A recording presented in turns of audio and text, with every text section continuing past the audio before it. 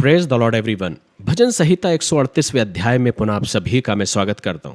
अभी हमने भजन 137वें अध्याय की ओर अपने ध्यान को केंद्रित किया और भजन 137 मुझे और आपको स्मरण दिलाता है कि परमेश्वर की निज प्रजा जब बाबुल की बंधुआई में ले जा रही थी तो उन्होंने प्रभु को स्मरण किया। उस दुख और तकलीफ में भी होकर उन्होंने अपने प्रभु को याद किया और अपने विलाप गीत को गाया।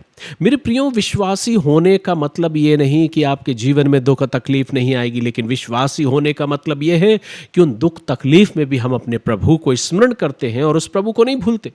और जब हम अपने प्रभु को स्मरण करते हैं तो मेरा और आपका प्रभु मेरी और आपकी अगुवाई करता है, क्योंकि हमारा विश्वास हमारे प्रभु पर होता है।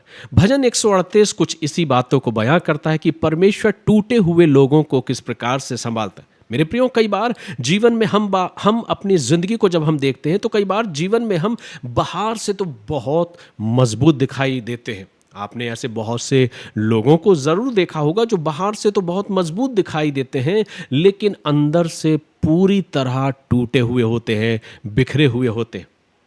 भजन संहिता 138वीं अध्याय मुझे और आपको यही स्मरण दिलाता है कि जब हम कमज़ोर होते हैं तब परमेश्वर मेरे और आपके सबसे करीब होता है। क्या आपने उसकी करीबी का एहसास किया है?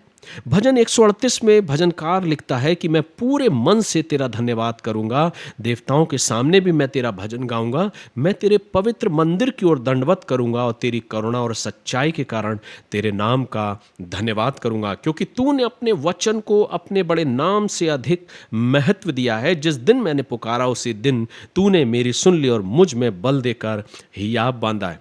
सो मेरे प्रियो, भजनकार जब दाऊद इस भजन को लिखता है तो परमेश्वर के प्रति अपने धन्यवादी मन को व्यक्त कर रहा है, क्योंकि जब उसने पुकारा तो परमेश्वर ने उसकी पुकार को सुन लिया। इसका मतलब यह है कि परमेश्वर सिर्फ आपकी और मेरी प्रार्थनाओं को सुनता ही नहीं, पर वो मेरी और आपके जीवन की टूटी हुई आवाज़ को भी सुन लेता है। कई बार हमें लगता है कि जब हम टूटे हुए होते हैं, जब हम बिखरे हुए होते हैं, तो प्रभु हमारी आवाज़ को नहीं सुनता। ऐसा नहीं है मेरे प्रियो। परमेश्वर हमारी बड़ी सी बड़ी प्रार्थनाओं को भी सुनता है, और सबसे बढ़कर वो मेरे और आपके जीवन की टूटी हुई प्रार्थनाओं को और हमारे और आपके जीवन की दुख भरी प्रार्थनाओं को, उस आवाज़ को भी सुनता है। भजन 138वां अध्याय मुझे और आपको सिखाता है कि लोग आपको समझें या ना समझें, लोग आपकी परिस्थिति में आपके साथ हों या ना हों, उन कठिनाइयों में आपको रास्ता दिखे ना दिखे, फिर भी परमेश्वर मेरे और आपके लिए कार्य करता है। वो मुझको समझता है, उन कठिन परिस्थितियों में मेरे संग होता है, मेरे और आपके लिए रास्तों को तैयार कर रहा होता है। सबसे सुंदर बात यह है मेरे प्रियो कि जब वचन का लिखने वाला जब इन बातों को करता है तो वो इन बातों को कहता है कि परमेश्वर की करुणा, परमेश्वर की निगाह अपने लोगों पर बनी रहती है।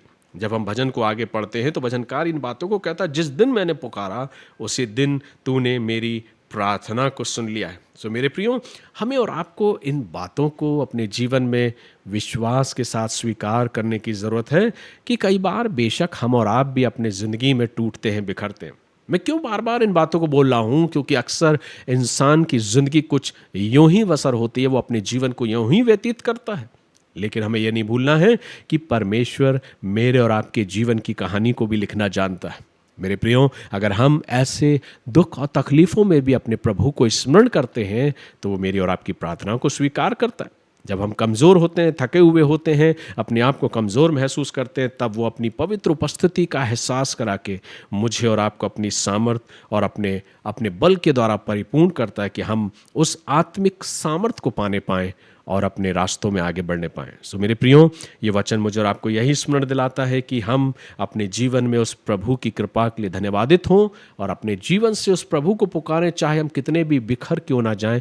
प्रभु मेरी टूटी हुई आवाज़ की उस प्रार्थनाओं को भी सुनने के लिए आज भी तत्पर तैयार है। क्या आप विश्वास करते हैं? अगर आपका विश्वास है तो अपने जीवन के द्वारा प्रभु की महिमा करें और अपने विश्वास को कायम रखें और उस प्रभु की ओर निगाहें करे रहें, क्योंकि वो मेरे और आपके लिए अपने रास्तों को तैयार करता है। प्रभु इन वचनों के द्वारा आप सभी को आशीष दे।